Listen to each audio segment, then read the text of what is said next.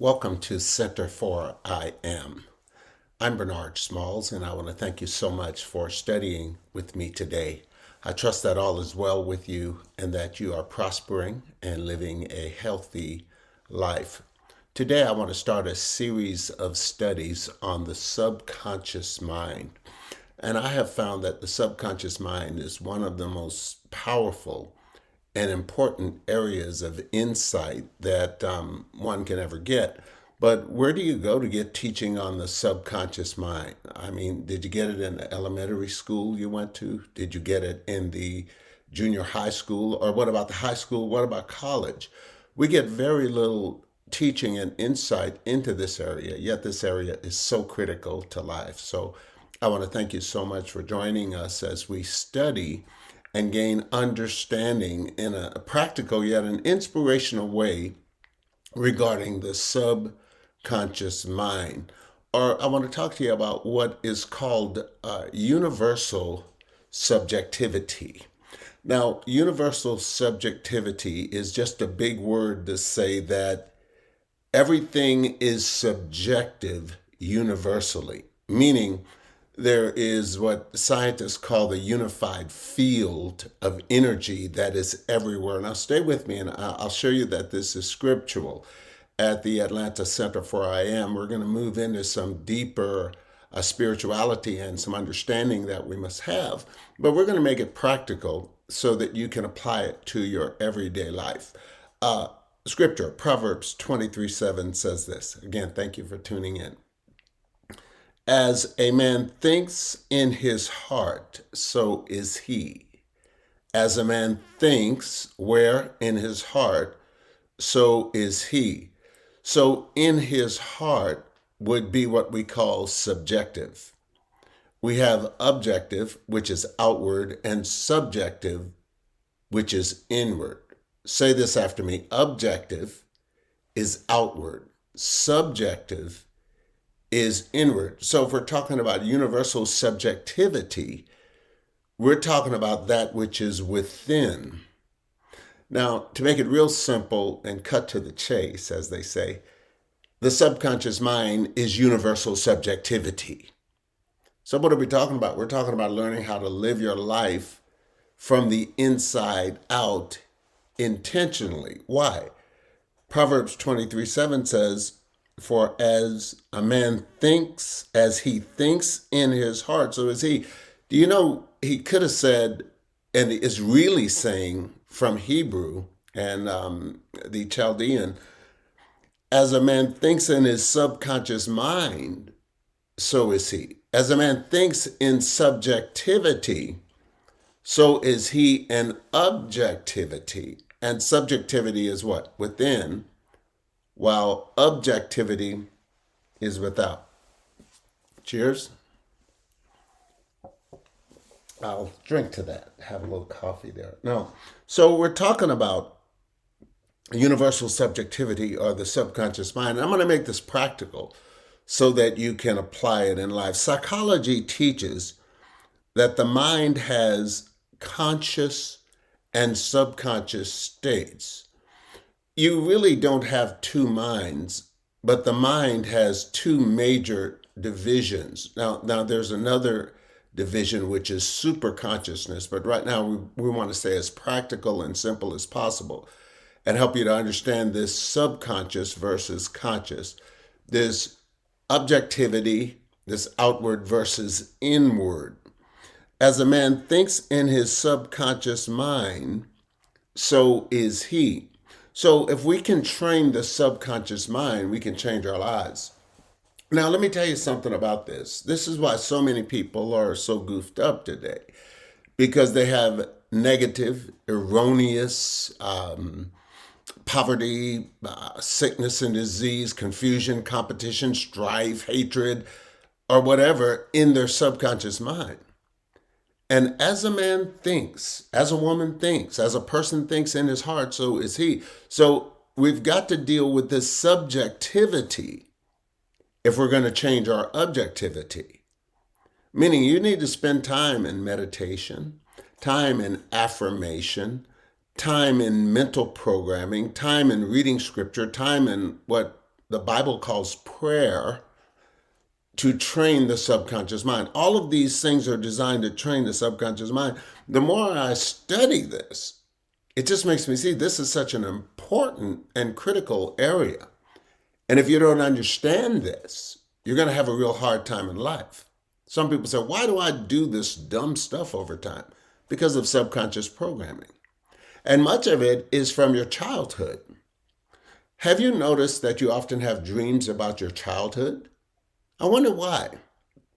I mean, you'll have a dream about your aunt from when you were 4 years old, 5 years old, 6 years old, who has been deceased for maybe over 20 years if you're old enough. And you're thinking, why in the world did I dream about her? Because subconsciously, everything and everyone you have ever met has affected your subconscious mind. Now, we'll explain that. We have an objective and subjective state of consciousness. So think of subjective as above and objective as below. And as the old saying goes, as above, so below, as within, so without. That's a powerful saying. Now, that's not directly a quote from Scripture, but it's a scriptural quote. Because as a man thinks in his heart, so is he. And the master teacher, the master of them all, said, out of the abundance of the heart, good or evil things come to pass. A good man, out of the good treasure of his subconscious mind, brings forth good things, while an evil man, out of the evil treasure of the subconscious mind, brings forth evil. Now, I put the word subconscious mind in there, but the heart, we have studied on what it means to believe with the heart. The heart is the subconscious mind. The objective mind is the part of the mentality which functions consciously, meaning it thinks. Like today, when I got ready to do this teaching, I decided to put on this blue shirt. I like this shirt. I just got it recently. So that's just a conscious thought. I don't think I had to go into my subconscious mind to say, me, ooh, what kind of shirt should I wear? Psychic phenomena, blue shirt. No, I just decided, I want to wear a blue shirt. I thought about wearing a yellow one. Yeah, you said yellow. Yeah, it is a yellow shirt. Okay, but that's just a conscious thought. If you think about eating a bagel, you didn't go into any subconscious programming. You just felt like you're eating a bagel or drinking some tea or some juice or coffee or whatever. So the objective mind thinks. The subconscious or subjective, because some people call it subjective, mind is the part of the mentality that functions below consciousness, or it is the area that taps into universal subjectivity. Now, Kant said this, Immanuel Kant, about universal subjectivity. I'm Bernard Smalls, founder and teacher here at the Center for I Am. And we're teaching on the subconscious mind and universal subjectivity. Immanuel Kant said this, in order to be universal, it must be impartial. Now, when we use the word universe, first of all, don't get nervous about that word. We live in a universe, and I believe we live in a friendly universe, as Einstein said. But universal subjectivity, universal, first of all, demands it must be neutral, meaning universal works for the white man, the black man, the red man, the yellow man. It is universal. It works. Universal. Spiritual law is universal. As a man sows, that shall he also reap. It didn't say, as a man sow, he will reap if he is a rich man or if he is a poor man, if he is an Asian man or if he is a Spanish man. No, it's universal. Do you see where I'm coming from? So we're talking about universal subjectivity.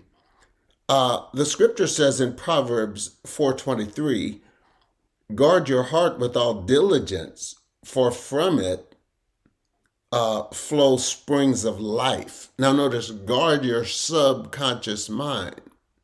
How do you guard the subconscious mind? The conscious mind. See, the conscious mind is like the guard. Okay, imagine that we have a expensive Learjet here, and you are on guard duty to protect this jet from thieves. So you're standing out there with your weapon and your flashlight. And you may have back in the old days, they had like a German Shepherd dog, just whatever it took to stop the thieves from getting to this Learjet. But your job is guarding the Learjet. The conscious mind guards and protects the subconscious mind by not letting just any kind of crazy thought enter.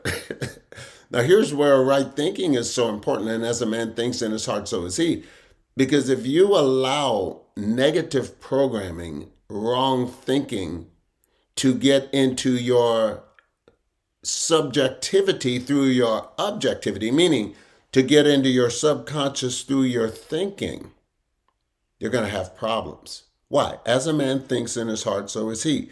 Proverbs 4:23 from the New English translation says, guard your heart with all vigilance, for from the heart, are the sources of life. So again, we're talking about guarding your heart. So what do we say today? The key is the subconscious, and the key is to guard the subconscious by positive thinking or right thinking. Now, here is why the apostle said, think on things that are good.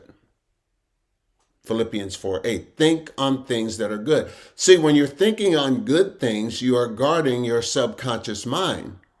And when you guard your subconscious mind, you are guarding the manifestation. You are guarding the result. You are guarding what's going to be produced in your life. Yes, it's very important that you guard and protect the subconscious mind, because universal subjectivity is where things come from or where things manifest. Again, some scientists call this the unified field. And the unified field theory is simply, some people call it the theory of everything. And we say everything is everything. And there was even a funk song years ago, everything is everything, y'all. Everything is everything. And some of you heard that song. Now, you said everything is everything. What does this have to do with Scripture? Well, Colossians 1:16 through 17 says this. For by him are all things created that are in heaven and that are in earth, visible and invisible, whether they be thrones or dominions or principalities or powers. All things were created by him and for him, and he is before all things, and by him all things consist. Do you notice how many times Scripture brings out things? See, universal subjectivity means all things are subject. All things are subject to the great I am. All things are subject to the subconscious mind. And when you learn to live out of the subconscious mind, you learn to live out of the spirit of man, and you learn to live in power. Visit us on the World Wide Web at Center, CENTRE, for IM.com. And if you're inspired to make a donation, go ahead and make a rich donation. Million is spelled MILLION.